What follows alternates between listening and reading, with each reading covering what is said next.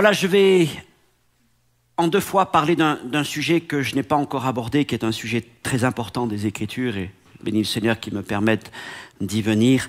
Nous allons parler du pardon. Et je vais finir ce message sur un verset, et en fait le verset va me servir de tremplin, puisque ce sera le verset qui servira de base au message de la semaine prochaine. Et le titre du message aujourd'hui pour cette première partie, c'est « Vengeance ou pardon ». Vengeance ou pardon. Et nous allons lire quelques paroles du Seigneur, une parole du Seigneur qui est une réponse à une question de l'apôtre Pierre, Matthieu 18, versets 21 à 22. Alors Pierre s'approcha de lui et dit « Seigneur, combien de fois pardonnerai-je à mon frère lorsqu'il péchera contre moi? Sera-ce jusqu'à 7 fois ?» Pierre pensait que c'était bien 7 fois. C'est bien, 7 fois. C'est le chiffre de la perfection, la grâce, 7 fois. Waouh! Jésus lui dit, je ne te dis pas jusqu'à 7 fois, mais jusqu'à 70 fois, 7 fois. Vous n'avez pas besoin de vos calculatrices. S'il le faut, prenez-la. Mais si vous faites le calcul, ça fait 490 fois. Ok. Nous prions. Seigneur notre Dieu, notre Père, voilà, nous ouvrons ta parole et ce matin, nous parlons ensemble et sur cette question du pardon. Nous savons qu'elle est centrale à l'Évangile. Nous avons été pardonnés et nous ne pouvons pas l'oublier. Mais parce que nous avons été pardonnés, tu nous appelles aussi à pardonner et à vivre le pardon. Mais nous savons que c'est une chose des plus difficiles qui requiert, Seigneur, toute ta grâce, toute ta consolation, ta force. Aussi, ce matin, Seigneur, je te prie de me permettre de ne pas prêcher une règle, mais de prêcher selon l'esprit de la grâce. Parce que certains au milieu de nous ont peut-être été offensés, d'autres se trouvent dans une situation d'offenseur. Mais Seigneur, nous avons tous besoin de ton secours. Et je prie, Seigneur, que tu me permettes de prêcher selon ton cœur ce matin, dans le nom de Jésus.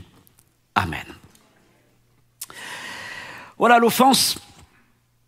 L'offense, ou ce qui est perçu comme une offense, parce qu'il est vrai que nous ne percevons pas les choses tout à fait de la même manière.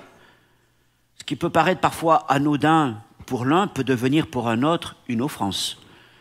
Et il nous est peut-être arrivé d'offenser des personnes sans l'avoir voulu, sans l'avoir même réalisé, sans l'avoir même compris. Par exemple, ça arrive lorsqu'on se retrouve dans une autre culture. On fait quelque chose et on a offensé. On a été invité chez des gens, on ne savait pas qu'il fallait faire. On va dire que c'est une offense involontaire. Mais ça peut créer des non-dits, des frustrations. Et puis bien sûr, il y a des offenses qui sont véritablement des offenses dans le sens où elles sont intentionnelles, elles visent à faire mal, à blesser, à meurtrir. Et c'est vrai que l'offense peut provoquer dans le cœur de celui qui l'a subi, qui la reçoit, eh bien, des sentiments aussi. Non seulement des sentiments de blessure, mais ça peut amener vers d'autres choses. Et face à l'offense, du coup, 2 voies se présentent aux hommes. Nous allons parler de ces 2 voies aujourd'hui. Peut-être les connaissez-vous, pour les avoir pratiquées l'une ou l'autre, ou peut-être l'une et l'autre. La voie de la vengeance et la voie du pardon. La voie de la vengeance et la voie du pardon. Alors la voie de la vengeance est familière à l'homme. Elle est la voie naturelle. Elle est la première qui se présente à lui. Et la voie de la vengeance, nous permet de faire sortir. Elle est l'exutoire nous permettant d'expulser colère, violence, ressentiment, à travers des postures, des mots, des gestes, plus ou moins violents, plus ou moins, par lesquels on va chercher plus ou moins à blesser l'autre. Parce que la vengeance cherche à blesser. Parce que si elle ne blesse pas, si elle ne fait pas du mal, quel intérêt? Ça, c'est la voie de l'homme. Évidemment, la voie de la vengeance, c'est celle qui coûte le moins aux hommes en termes de maîtrise de soi. On n'a qu'à laisser couler les choses. mais elle est aussi celle qui fait le plus de mal, qui blesse et qui détruit autour de nous. La voie de la vengeance, c'est la voie de l'homme. Elle a peut-être été votre voie, à un moment ou à un autre, à un degré ou à un autre, et si nous n'y prenons pas garde, elle pourrait le redevenir, parce qu'elle est tellement attachée à l'homme. Et puis il existe une autre voie, celle de l'Évangile. Elle n'est pas naturelle, elle n'est pas facile. Elle ne se présente pas à l'homme forcément en première, mais elle va demander de chacun d'entre nous, si nous voulons la suivre, de prendre un temps d'arrêt, et puis de réfléchir, de se placer devant le Seigneur. C'est une voie de l'Esprit, c'est la voie de l'Esprit. Et quand on y réfléchit, cette voie de l'Évangile, elle est coûteuse.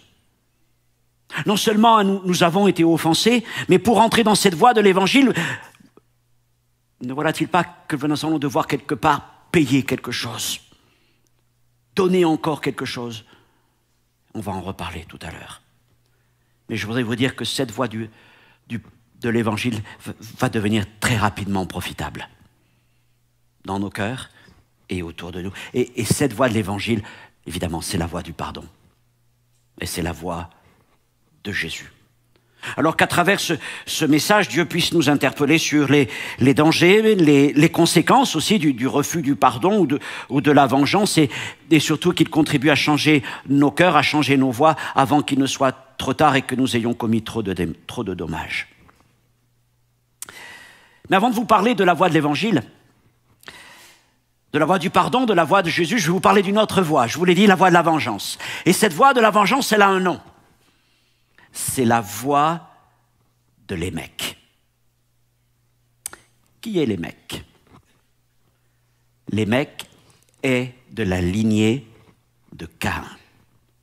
Genèse 4, versets 17-18. Caïn connut sa femme, elle conçut et enfanta Hénoc. Il bâtit ensuite une ville et il donna à cette ville le nom de son fils Hénoc. Hénoc engendra Irad, Irad Méhujaël, Méhujaël Méthuchaël, et Méthuchaël engendra Lémec.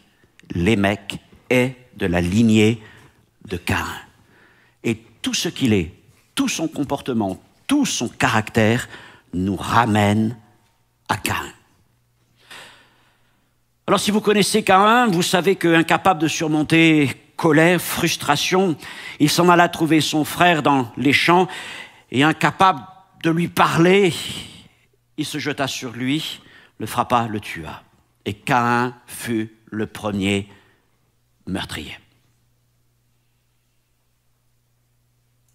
Et Dieu n'ignorait rien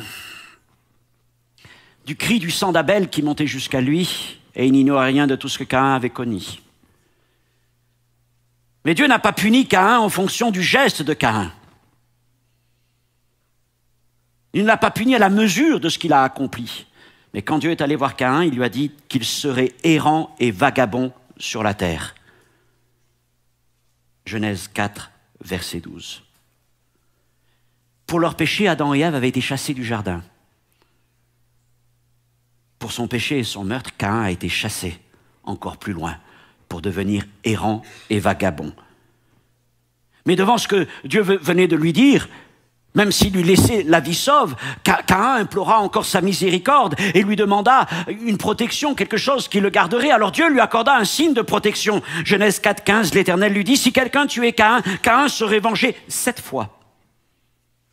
Et l'Éternel mit un signe sur Caïn pour que quiconque le trouverait ne le tuât pas. Dieu mit un signe sur Caïn. Alors Caïn s'éloigna de Dieu et il alla dans la terre de Nod, à l'orient d'Éden. Nod veut dire errance, vagabondage. Et puis il s'établit à un endroit et là il prit une femme, bâtit une ville, la première ville, le commencement de la civilisation des hommes. Et Lémec est de la lignée de Caïn. En son temps, Lémec prit 2 femmes. Genèse 4, 19. Le nom de l'une était Ada et le nom de l'autre était Tsila. Alors comme la polygamie, ou même la bigamie, n'est pas encore mentionnée dans les Écritures jusque-là, nous pouvons supposer qu'il s'agit du premier cas et Lémec serait donc le premier polygame. Mais lorsque Dieu créa le couple, il créa Adam et Ève, mais il n'a pas créé Adam, Ève, Marie et Sarah. Et il a dit les deux seront une seule chair, il n'a pas dit les trois, les quatre, les cinq seront une seule chair. Et en prenant deux femmes, Lémec a donc violé l'une des premières lois que Dieu avait données aux hommes. L'homme quittera son père et sa mère et s'attachera à sa femme et les deux deviendront une seule chair. Genèse 2, 24. Oui, mais dans son orgueil, Lémec dit une femme, c'est pas suffisant. Moi, j'en veux deux. Et il fut le premier polygame. Et la polygamie, qu'elle soit traditionnelle ou qu'elle soit une forme de polygamie d'adultère, a toujours et continuera toujours de produire des blessures et des dégâts dans les familles et les personnes. Lémec était de la lignée de Caïn, Lémec fut le premier polygame, et Lémec aussi s'enorgueillit de ses fils et de ses enfants. De ses femmes, il eut 3 fils et une fille. Genèse 4, 20, 22. Il eut Jabal. Et il fut le père des éleveurs nomades. Jubal, le premier de tous les musiciens. Tubal-Caïn, le premier de tous les artisans. Et les fils de Lémec faisaient son orgueil, ils étaient sa fierté. Lémec est donc de la lignée de Caïn. Et si nous sommes le produit de notre héritage, alors ses racines ne sont pas les meilleures. Caïn était colérique, jaloux, meurtrier, et lui suivit la voie de son ancêtre, il fit même pire que lui. Et à vrai dire, il voulut marcher dans les voies de son ancêtre en les amplifiant encore. Il voulait faire plus dépasser Caïn en toute chose. Caïn avait mis une norme, lui en mettrait une autre. Caïn a pris une femme, on en a pris 2. Caïn a tué un homme, il en a tué 2. Caïn serait vengé cette fois, on va le voir. Lui a dit, moi, je serai vengé 77 fois. Comme Caïn, Lémec est un homme égocentrique et violent qui agit en l'encontre du plan de Dieu. Et la voie de Lémec, c'est la voie de la vengeance. Et c'est ce qui nous amène maintenant à ces paroles, au versets 23 et 24. Et nous avons là ce que les érudits considéraient comme le premier cantique qu'on trouve dans les Écritures. Cantique, non, je veux dire chant. Ouais, on va dire un chant. En tout cas, c'est la seule trace d'une forme poétique avant le déluge que nous ayons dans les Écritures. Un de ses fils était le père des musiciens. Peut-être Lémec s'est senti une âme d'artiste à un moment donné. Alors, il va interpeller ces 2 femmes. Et il est d'humeur à se vanter devant elles. Il lui faut un public. Et voilà qu'il les appelle. Et qu'il leur dit, Hadad, s'il a écouté ma voix, femme de Lémec, écoutez ma parole.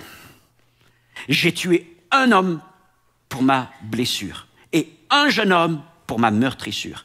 Caïn sera vengé 7 fois, Lémec 77 fois. Voilà donc le chant de Lémec et ses paroles sont glaçantes. Et quand on voit ce qu'il dit, interpellant ces femmes, on comprend qu'il est en train de lancer un défi aux hommes. Venez me trouver. Et si vous venez me trouver, vous savez ce qui va vous arriver.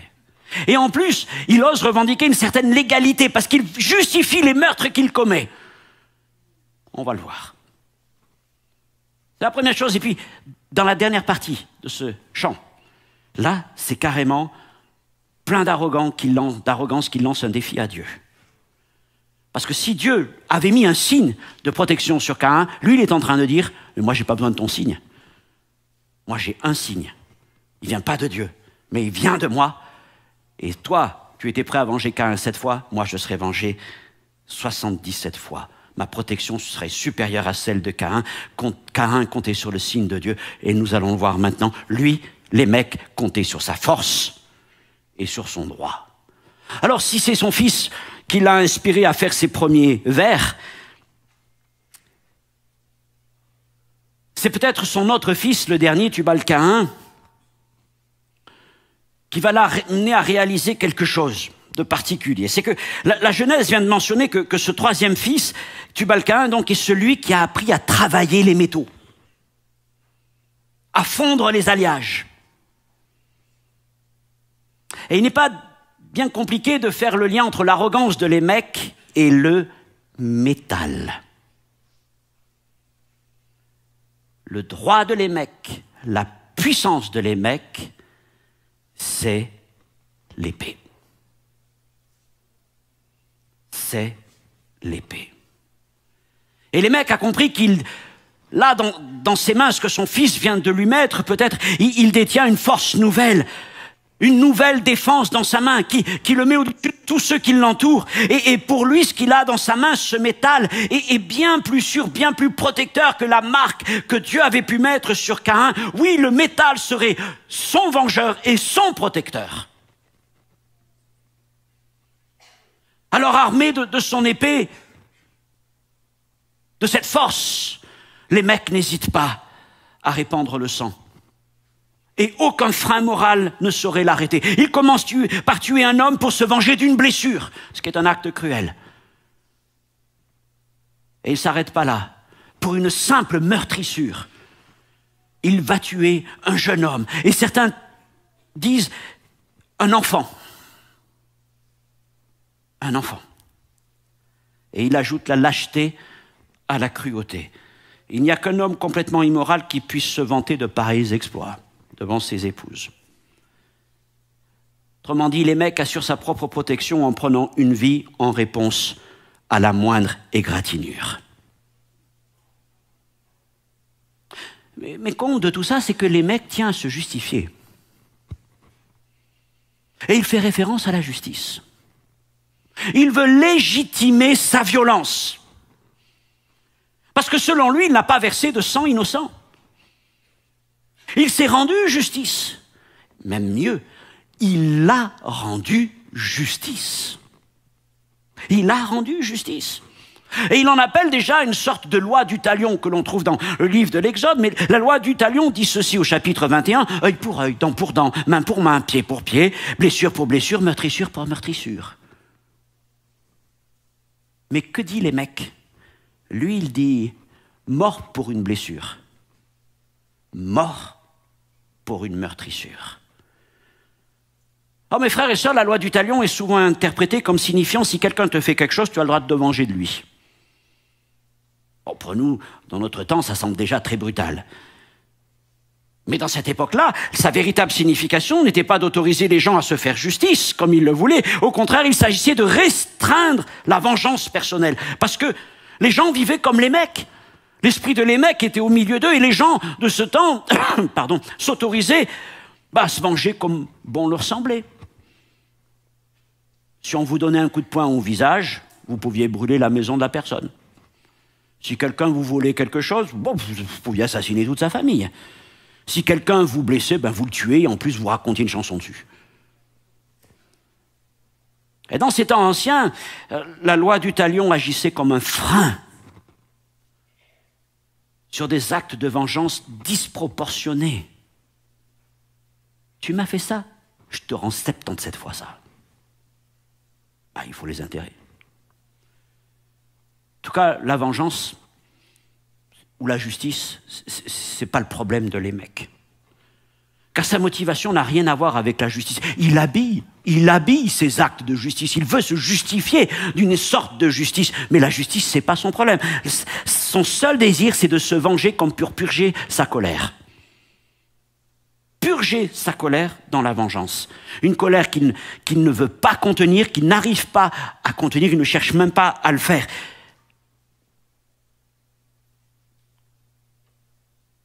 Et donc, pour donner un espèce de cadre légitime, il invoque un espèce de droit, il invoque même une protection. Si quelqu'un tuait Caïn, Caïn serait vengé 7 fois, avait dit Dieu, et les mecs disent, 7 fois, c'est pas assez pour moi. Moi, je suis plus grand que Caïn.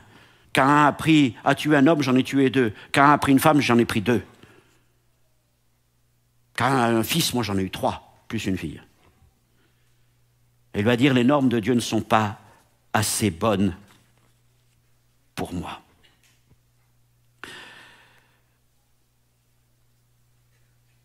Alors les mecs se vantent que sa vengeance sera plus grande que celle de Dieu. Dieu est prêt à venger Caïn 7 fois, oui, moi je vais me venger 77 fois. Et en plus de manière disproportionnée. Tu me frappes, je te tue. Tu me frappes, je te tue. La vengeance n'appartient pas à Dieu, non, la vengeance appartient à les mecs. Dieu a dit, Caïn serait vengé, les mecs dit, les mecs se vengera lui-même en quelque sorte, et s'occupera de la vengeance. Et sa vengeance dépasse celle de Dieu. Et en plus, il rajoute, j'ai même pas besoin de signe de protection de la part de Dieu, j'ai non seulement mon droit, mais j'ai mon métal, j'ai ma protection. Alors voilà pour cette voie de les mecs, c'est la voie de la violence justifiée par un sentiment de vengeance sans frein. Ben, nous dirons, nous ne sommes pas les mecs.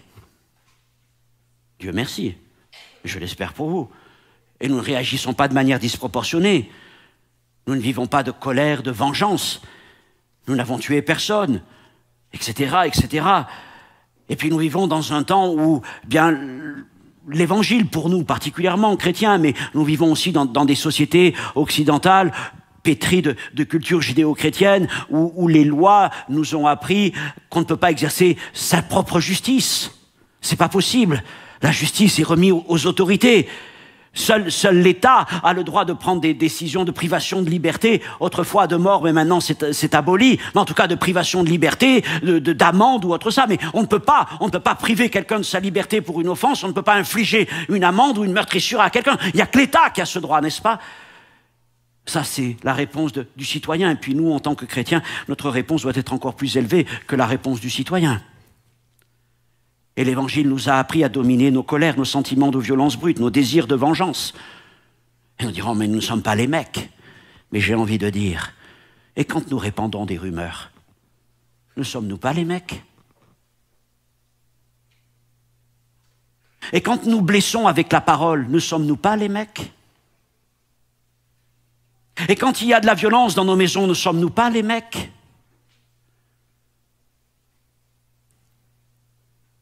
Les mecs est bien plus proche de chacun de nous que ce qu'on peut le penser. Quant à ce monde se détournant de l'Évangile, il retrouve les caractéristiques de la cité de Caïn. Oui, il y a des arts, il y a l'industrie, il y a la technologie, comme au temps de Caïn et de Lémec, mais le nom de l'Éternel n'y est pas invoqué. Et ce que nous voyons aujourd'hui, c'est que l'esprit de Lémec est en train de se réveiller dans le cœur des hommes. Violence, colère, brutalité, vengeance et mort. Et dans certains endroits, oui, tu me blesses, je te tue. Est-ce qu'on pensait ne plus entendre? Ça remplit maintenant les journaux d'information. Et c'est d'autant plus inquiétant que ce ne sont pas les gens de ma génération, mais ce sont nos enfants et nos petits-enfants qui réagissent de plus en plus comme cela. Mais les gens de notre temps ont enlevé toutes les lois, ont enlevé toutes les références morales, les références à l'Évangile, les références à Dieu. Eh bien, nous avons semé quelque chose. Vous savez, qu'avons-nous semé? Nous avons semé l'esprit de Lémec dans le cœur de nos enfants. Nous avons réveillé l'esprit de Lémec dans le cœur des enfants. Et tant de violence, pour un rien, certains se mettent à tuer. On se dit, mais qu'est-ce qui se passe? N'ont-ils rien compris? L'esprit de Lémec s'est réveillé en eux. Alors il y a donc la vengeance au niveau de Caïn, vengeance multipliée par 7, et puis il y a la vengeance au niveau de Lémec, une vengeance multipliée par 77. C'est le problème de la vengeance, elle va souvent bien au-delà de l'offense originelle.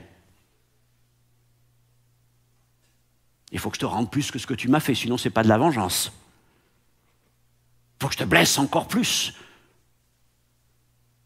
pour que je te meurtrisse encore plus. Et on se dit, je suis dans mon droit, c'est ma justice. Alors ce nombre 77, c'est la première fois qu'on le trouve dans la Bible, et il va revenir. Et ce nombre est associé à la vengeance. Et il nous renvoie directement vers les enseignements de Jésus pour nous montrer une autre voie, la voie de Jésus, la voie du pardon. Alors la question que Pierre va poser à Jésus, pose à Jésus, on l'a vu au verset 21 en lecture d'introduction, fait suite à une parole que Jésus leur adresse au sujet du pardon des offenses, un peu plus tôt au verset 15 du chapitre 18 de Matthieu 18, 15, lorsque Jésus dit « Si ton frère a péché, va et reprends-le entre toi et lui seul, s'il t'écoute, tu as gagné ton frère. » Rencontrer son offenseur.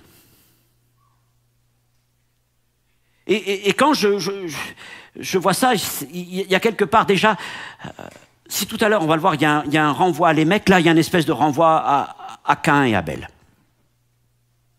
Si ton frère. Abel n'a pas offensé Caïn, mais Caïn a perçu l'acte d'Abel comme une offense. En tout cas, dans son orgueil, Caïn a été touché. Et Caïn est allé trouver son frère. On l'a dit, il l'a tué. Et Jésus fait référence un peu à ça dans toute cette culture juive, et qui est la nôtre aussi, culture biblique, pour nous dire, si ton frère a péché, la première des choses que tu dois faire, si tu sens qu'il y a une offense entre toi et ton frère, voilà, quelque part tu dois aller va vers lui. Va vers lui. Reprends-le entre toi et lui seul. Alors, vous notez que s'il est question aussi de rencontrer l'offenseur, Jésus limite le champ. Si ton frère, il n'est pas en train là de dire si ton ennemi, non, il est en train, restons pour l'instant à ce que Jésus dit, si ton frère, et ton frère, qu'est-ce que ça veut dire? Ça veut dire que c'est une personne proche. C'est une personne avec qui, en raison des liens nous unissant, nous devrions trouver un terrain pour parler au moins. En étant conscient que si nous sommes frères, nous avons un père. Et que si Dieu est mon père, Dieu est aussi le père de mon frère. Et si nous invoquons le même Dieu, le même père, parce que nous sommes frères, alors Dieu nous regarde. Et ce que nous faisons et ce que nous disons les uns vis-à-vis des autres, les uns sur les autres, Dieu est parfaitement au courant de tout ça en tant que père qui regarde ses enfants. Et si nous allons trouver notre frère, qui peut être une sœur, qui peut être une épouse, qui peut être un époux, qui peut être... Voilà. Si nous allons le trouver, ce n'est pas pour lui régler son compte. Ce n'est pas pour imposer notre justice. Ce n'est pas pour faire valoir notre droit, mais reprendre. Reprendre dans quel sens?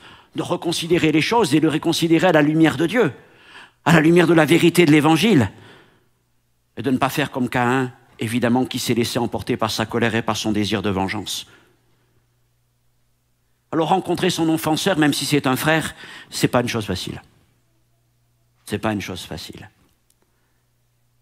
Encore plus lorsqu'il s'agit de trouver avec lui un terrain pour parler. Je ne vais pas pour faire valoir mon droit, je vais le rencontrer pour parler devant Dieu.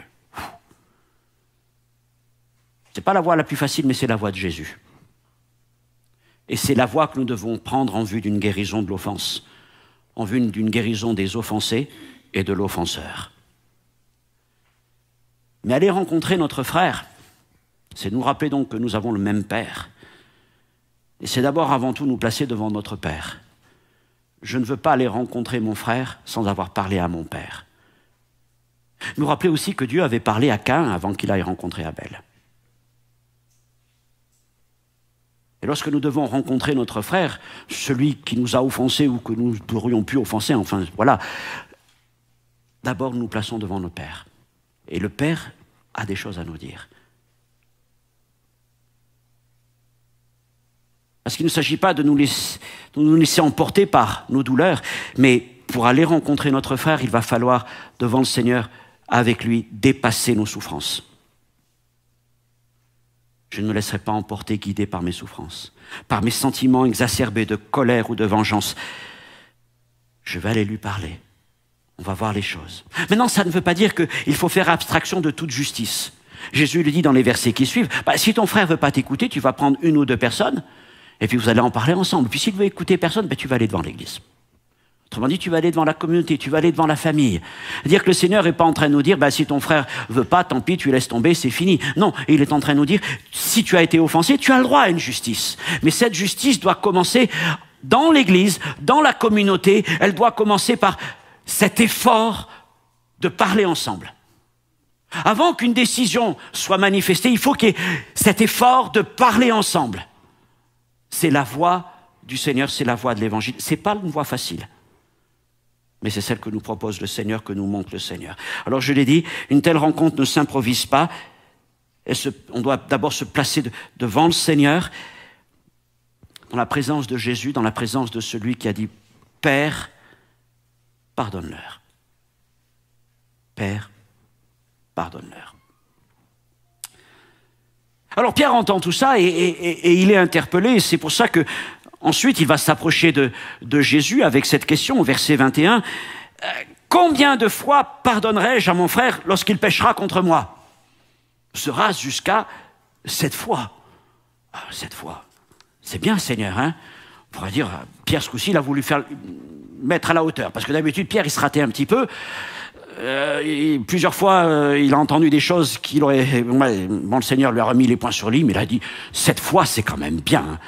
Hein. D'autant plus qu'à l'époque, il semblerait que les rabbins enseignaient qu'on devait être capable de pardonner 3 fois une personne.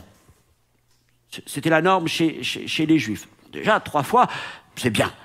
Alors Pierre se dit, on va faire mieux. On va faire 2 fois 3 plus 1. Pour être sûr que là, c'est vraiment bien. Et en plus, 7, c'est le chiffre de la perfection. J'ai la bonne réponse, je vais aller voir Jésus avec ça.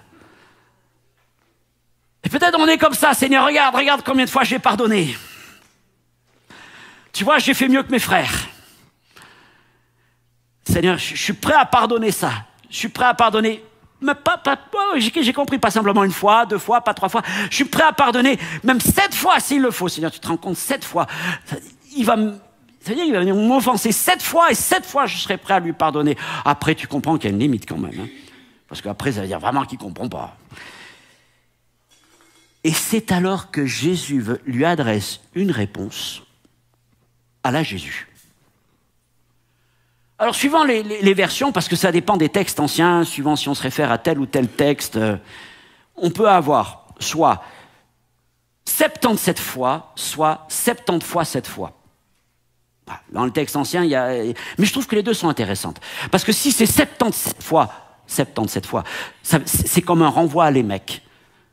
Au verset 15, c'est un renvoi à Caïn et Abel, et là, ça serait un renvoi à Lémec. Comme pour dire, voilà, Lémec, lui, il disait, moi, je serais vengé 77 fois. Je dis, non. Tu vois, si un homme a été capable de dire, je vais me venger 77 fois, tu devrais être capable, toi, en tant que chrétien, de dire, je suis prêt à pardonner 77 fois.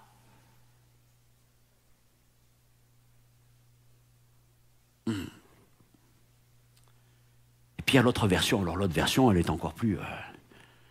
70 fois, 7 fois. Calculez. 490 fois. 490 fois. 490 fois, il va m'insulter, m'offenser. 490 fois, je vais devoir lui pardonner. C'est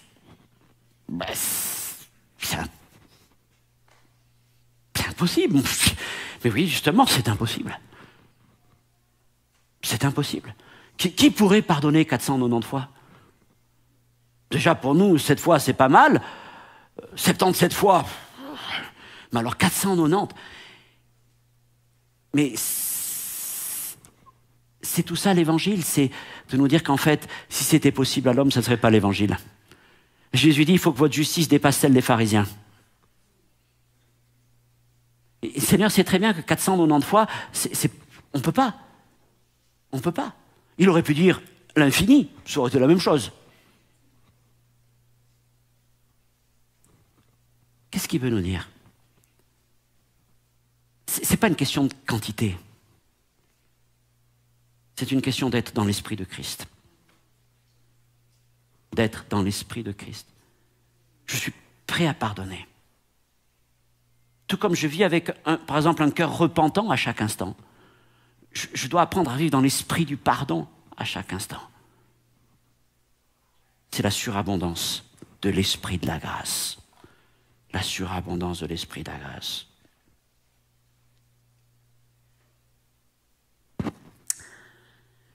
Et cette surabondance, elle commence en réalisant que moi, j'ai été pardonné 490 fois et même plus. Combien de fois ai-je offensé Jésus? Combien de fois ai-je offensé mon frère, ma sœur, mon épouse, un autre? Combien de fois ai-je offensé? J'ai envie de reprendre cette... Vous savez, dans la parabole du Samaritain, le problème n'est pas savoir qui est mon prochain, mais de qui serais-je le prochain? Et là, la question, finalement, c'est pas de savoir qui m'a offensé, mais qui j'ai offensé. Qui j'ai offensé? J'ai offensé Dieu, j'ai offensé mon frère, ma sœur, et tout comme j'ai besoin de pardon, eh bien, je dois aussi apprendre à pardonner. Ce qui est certain, c'est que Jésus n'a jamais hésité à nous offrir le pardon dont nous avions besoin. Et il nous a couverts plus d'une fois. Seigneur, j'ai certainement péché, je t'ai certainement offensé plus que 490 fois. Mais à chaque fois, tu m'as pardonné.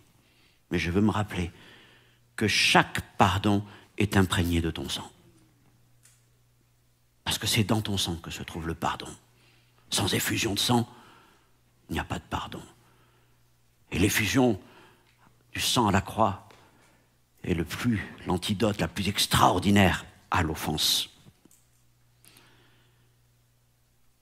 Aussi, l'enseignement de Jésus, c'est que nous devons apprendre à pratiquer le pardon, comme nous avons été pardonnés. Et c'est là qu'on arrive à ce verset de Matthieu 6, 14. Je rebondirai dessus la semaine prochaine, parce que c'est un verset très particulier, très fort, qui peut venir vraiment nous chercher au plus profond de nous-mêmes. C'est un commentaire d'une des paroles du Notre Père. Jésus revient dessus parce que sa parole est saisissante. Et c'est là qu'il dit, donc si vous pardonnez aux hommes leurs offenses, votre Père Céleste vous pardonnera aussi. Mais si vous ne pardonnez pas aux hommes, votre Père ne vous pardonnera pas non plus vos offenses. Oh, le verset est fort, hein? Et donc on partira de ça certainement la semaine prochaine pour réfléchir sur ce verset, mais à tout ce que Jésus veut nous enseigner quant au pardon que nous devons offrir, à la manière et à l'importance du pardon que nous devons accorder. Pour faire un peu la synthèse de tout ce que je viens de dire, voilà quelques points que je voulais faire ressortir. Pour pardonner dans l'esprit de Jésus, pour pardonner dans l'esprit des 490 fois,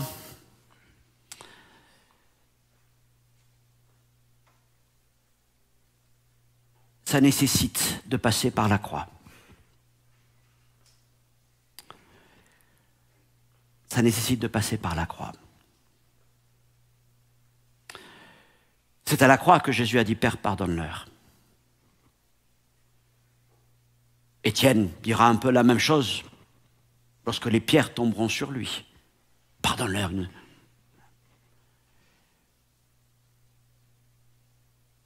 Et c'est ça qui est difficile, c'est que nous, pour pardonner selon l'esprit de Jésus,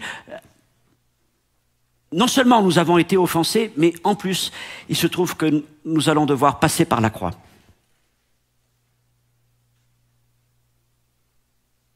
Il n'y a pas d'autre moyen. Alors, non seulement j'ai été offensé, mais en plus je vais devoir souffrir. Oui, il y a un moment où, oui, Jésus a souffert à la croix. Afin de pouvoir pardonner, il a souffert. Et si je veux pardonner, il y a un moment où je vais souffrir. Et c'est comme s'il y a des marques qui vont m'être infligées, des marques. Mais vous savez ce que sont ces marques? Oui, c'est un peu les marques des clous, mais des clous qui sont plantés à l'endroit de notre colère, de notre désir de vengeance, de notre amertume, de notre jalousie, de toutes nos douleurs. Et de dire, Seigneur, je veux que tout ça se soit cloué en toi à la croix. Il faut que ça meure à la croix.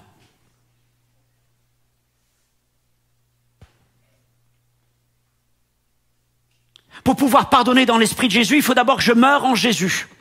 Il faut que je meure en Jésus à tout cet esprit-là. Il faut que je meure en Jésus dans quel but? Dans le but de ressusciter. Mais il n'y a pas de résurrection sans d'abord qu'il y ait une mort. Et voyez-vous, ce n'est pas un commandement que je vous adresse, ce n'est pas un principe, c'est pas un précepte, c'est pas une règle, mais c'est un appel à la grâce, c'est un appel à vous tourner vers la croix. L'apôtre Paul nous dit dans les Romains que par la mort, nous sommes délivrés de la loi. Eh bien, pareillement, par la mort en Christ, nous sommes délivrés de l'esprit de la vengeance. Nous sommes délivrés de l'esprit de l'émec. Mais il faut, pardonnez-moi pour ce « il faut » qui peut être un peu violent, mais oui, Seigneur, je t'ai apporté mon péché. Apporter mon péché, c'est pas compliqué. Ça, une fois qu'on a... Ok, merci parce que tu as pris mon péché, je te donne tous mes péchés. Mais parfois, ça peut être difficile de dire, Seigneur, je t'apporte ma colère. Je t'apporte, Seigneur, ce désir de justice, de vengeance, de justification, de jalousie, d'amertume qui est en moi, de cette offense, de toutes les douleurs qui sont là. Seigneur, je te les apporte à la croix pour qu'elles meurent en toi à la croix. Et je veux mourir en toi à la croix vis-à-vis de ces choses. C'est ça ce que nous demande Jésus. Je veux mourir à mon droit à la justice, quelque part. Pour que ce ne soit pas ma justice, mais la justice de Christ qui se manifeste. Mais si nous livrons notre vie comme cela et toutes ces douleurs au Seigneur, alors, oui, tout cela va mourir, mais quelque chose de nouveau va naître. Et ce qui va naître, c'est la puissance de la grâce, la puissance du pardon en Jésus-Christ. C'est la puissance de pardonner 490 fois et de vivre dans cet esprit de la surabondance du pardon. Et ça, il n'y a que Jésus qui peut le faire. Aucun commandement d'homme ne peut le faire. Mais voilà ce que le Seigneur te demande. Et il te dit, si tu veux être délivré de toutes ces choses qui sont en toi, alors il faut qu'elle meure à la croix, elle aussi. Il faut qu'elle meure à la croix. Maintenant, chaque fois que nous refusons de pardonner, nous laissons place dans nos cœurs et dans nos vies et dans nos maisons à l'esprit de l'émec.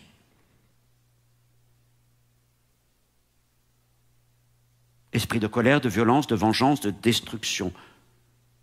Mes frères et sœurs, peut-être certains au milieu de nous, parmi ceux qui nous regardent, je vous dis ce matin, l'esprit de l'émec vit en toi. L'esprit de l'émec vit en toi. Et tu n'es pas appelé à être de la lignée de Caïn. Christ t'a racheté pour être de sa lignée. Alors pourquoi demeures-tu dans la lignée de Caïn? Pourquoi l'esprit de l'émec a-t-il encore une emprise sur ta vie? Parce que tu refuses de laisser à Christ tout ce sentiment de vengeance. Tu dis, mais pardonner va me faire mal. Mais ne pas pardonner te fait encore plus mal. Mais vous comprenez ma souffrance, ma douleur. Comprenez, oui. Mais Christ comprend mieux. Il compatit à nos faiblesses. Parle-lui de ta douleur, de ta souffrance. Mais pas pour la garder, mais pour la faire mourir en lui. Aucun pasteur ne pourra se substituer à ça, ne pourra se charger de tout ça. Nous, on écoute. Et je dis, avec la plus grande humilité, on essaie de ne pas offenser davantage les gens. Parce que parfois, si on vient avec la règle, le commandement, c'est une double offense qu'on met, mais c'est encore une offense de l'homme. Mais si on meurt en Jésus, même s'il y a une douleur, c'est une douleur pour une guérison. Et ça, il n'y a que Jésus qui peut le faire. Il n'y a que Jésus qui peut le faire. Mais ne laisse pas l'esprit de l'émec vivre en toi, parce qu'il est destructeur. Il est destructeur. Et chaque fois que nous apprenons à pardonner nos offenseurs, nous contribuons à annuler la malédiction de Caïn et de Lémec. Je ne marche pas dans la voie de Lémec. Je marche dans la voie de Jésus-Christ. Ce n'est pas la voie la plus naturelle. Ce n'est pas la voie la plus facile. C'est la voie qui coûte le plus parce qu'elle va nous coûter tout ce qu'il peut y avoir de sentiment le plus fort en nous. Mais c'est la voie de la vie. Et il y a cette dimension qui fait que quand on est dans le pardon, c'est quelque chose totalement spirituel. Ce pardon à 490 fois, c'est un cadeau de Dieu. C'est une grâce divine. C'est quelque chose qui vient en nous. C'est l'Esprit de Christ qui rentre en nous. C'est vraiment la démonstration de la vie nouvelle. C'est la démonstration de quelque chose qui passe dans nos vies. Et ce matin, tu as peut-être besoin d'être libéré de l'esprit de Lémec. Tu te justifies, tu argumentes, tu te vantes, tu plaides. Tu dis, regardez ma douleur, regardez ma peine, regardez l'offense. Mais tant que tu fais ça, c'est l'esprit de Lémec qui domine sur toi. Marcheras-tu selon l'esprit de Lémec? Ou marches-tu dans l'esprit de Jésus? Oui, il n'est pas le plus facile. Mais c'est là que tu vas goûter à la consolation et à la puissance et à la grâce de Jésus-Christ. Je finis ce message aujourd'hui sur ce point. On continuera donc la semaine prochaine en repartant de Matthieu chapitre 6, verset 14, autour de cette parole du Notre Père. Mais je veux m'arrêter en vous invitant à prendre un temps pour incliner nos fronts quelques instants. Soyons dans ce lieu où vous êtes chez vous.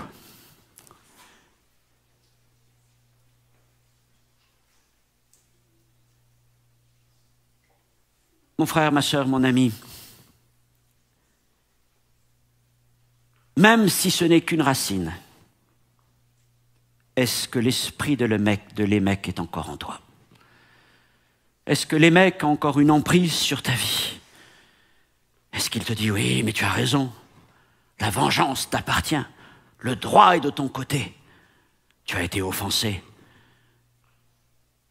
Si c'est le cas, alors sache que tu es dans la lignée de Caïn et que Caïn a une emprise sur ta vie. Et ce matin, si tu veux vraiment être libéré de ces choses, parce que tu vois bien qu'elles pèsent sur ta vie, elles pèsent sur ta communion avec Dieu, elles pèsent peut-être sur ton couple, elles pèsent sur ta famille, elles pèsent sur ta relation avec un frère ou une sœur dans l'assemblée ou une autre situation de famille ou particulière.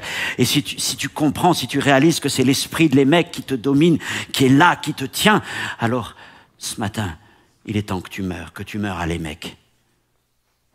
Et tu dises maintenant, je meurs en Christ.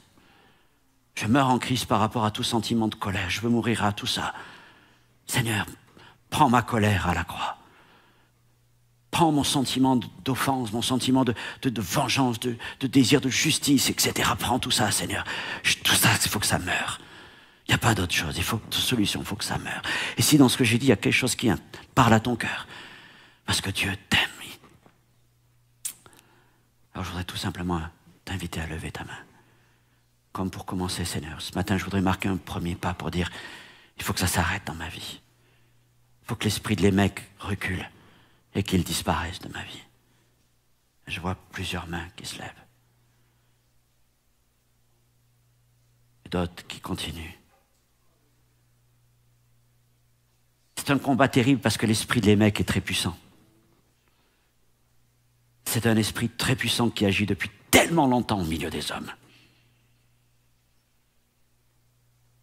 quand on commence à se laisser mettre un doigt dans l'engrenage, il va nous dévorer. Mais Jésus a la puissance de t'arracher de cela.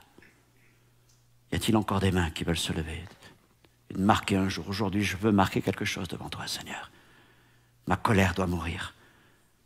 Mon désir de vengeance. Ma fierté, mon orgueil, comme les mecs. Tout ça, ça doit mourir. Parce que ça ne fait que me détruire. Et détruire ceux qui sont autour de moi. Seigneur, mon Dieu, mon Père, le pardon est au centre du message de l'Évangile, au sens... Seigneur, Jésus a donné sa vie pour que nous puissions recevoir ton pardon. Et nous voyons qu'est-ce que ça lui a coûté. Ça lui a coûté les meurtrissures de la croix, les douleurs, les souffrances, tout cela. Et ce matin, Seigneur, tu vois ces cœurs, tu vois ces vies, dans ce lieu, peut-être dans leur maison. Et Seigneur, tu n'es pas là pour juger, pour accabler, mais tu connais les souffrances. Et je ne veux pas faire fi, et le Seigneur encore moins, le Seigneur ne veut pas faire fi de ta douleur, de ta souffrance. Il y a une profonde blessure en toi. Là, Jésus ne te demande pas de faire comme s'il n'y avait rien. Mais il te dit, la guérison de ta blessure ne sera pas dans la colère, ne sera pas dans cette vengeance.